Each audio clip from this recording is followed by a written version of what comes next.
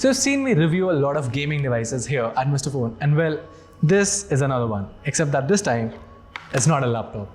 Hey guys, it's Varun from Mr. Phone, and this right here is the Nubia Red Magic 3, which honestly is the best device to buy right now, if you can just let go of this single aspect on the device.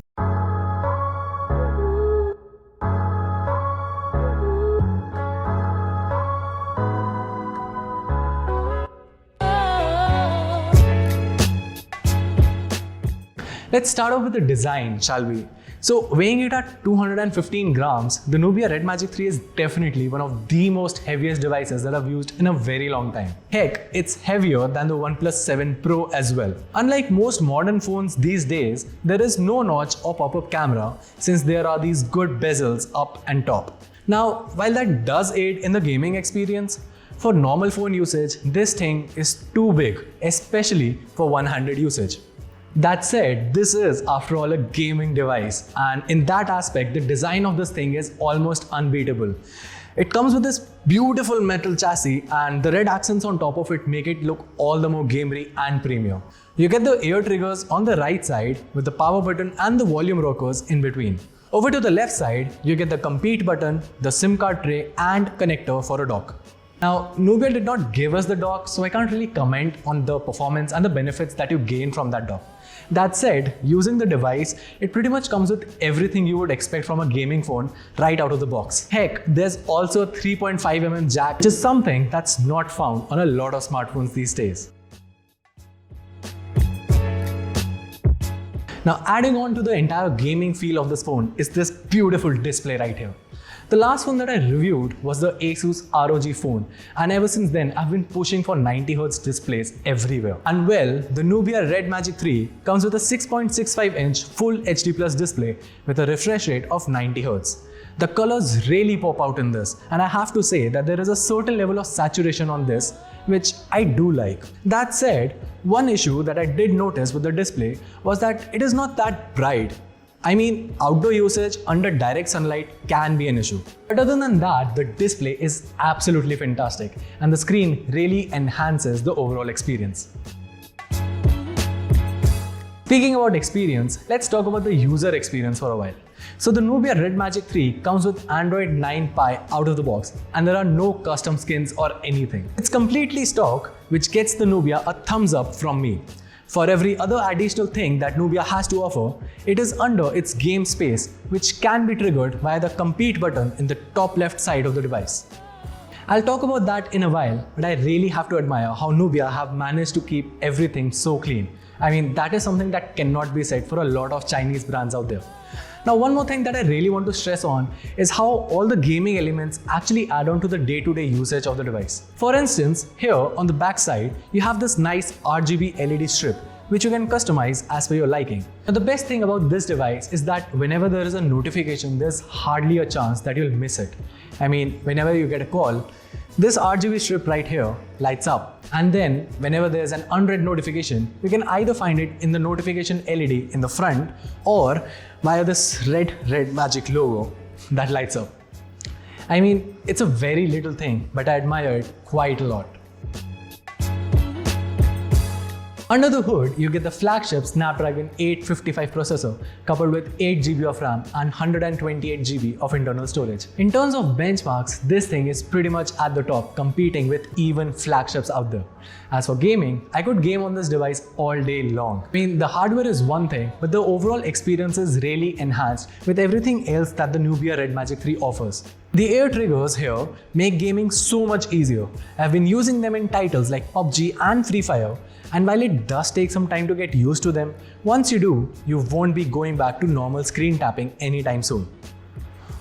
Oh, and then there's the audio underneath. This thing comes with 4-dimensional sound, so you can actually feel where the gunfire is coming from without having to put on any headphones. Speaking about which, the vibration motor underneath is pretty fantastic too. I mean, it's quite strong, and for normal day usage, it's best to keep it turned off. However, if you're gaming, this thing really enhances the overall experience because you can not only hear but also feel where the gunfire is coming from. Oh, and did I tell you that there's actually a fan inside this as well? Yeah, an actual fan inside the chassis. I mean, in terms of thermals, the smartphone never crossed the 50 degrees Celsius mark for me, which is great because I had been gaming PUBG for over 3.5 hours. Now, when I said that I could actually game on this all day long, it's also because the smartphone would allow me to do that. I mean, I'm not even kidding. This thing packs in a humongous 5000 mAh battery that just never dies. Keeping the screen at 90Hz and gaming for the majority of my use case, the device still managed to give me around 6 hours of screen on time, which is just great. As for charging, the Nubia Red Magic 3 comes with support for 27 watt fast charging. Now, having said that, the inbox charger only supports up to 18 watt of fast charging, which roughly comes out to be 3 hours of charging time for this baby to fill up. While that sounds like a big number, let's be honest here, most of us still charge our device at night only, and to be honest, in the day, this phone will last you, no matter what you throw at it. Well, that was it. The Nubia Red Magic 3 is a fantastic device and I absolutely love it. And there's honestly nothing to complain about, except that there is the camera. Man, as much as I love this phone, I absolutely hate the camera on this device. I mean, I could go around and throw in specs for you that it comes with a 48 megapixel sensor and supports recording up to 8K. Yeah, 8K. But all of that means absolutely nothing since the actual results are horrendous. And that result is consistent whether you talk of the front camera or the back camera. The images are soft, dull, lacking details and just look really, really bad. I'm sorry for being harsh, but there is no other way to talk about the camera performance. That said, I do appreciate the camera UI. It comes with smart features and there's also this leveler built right into the shutter button, which is a nice touch.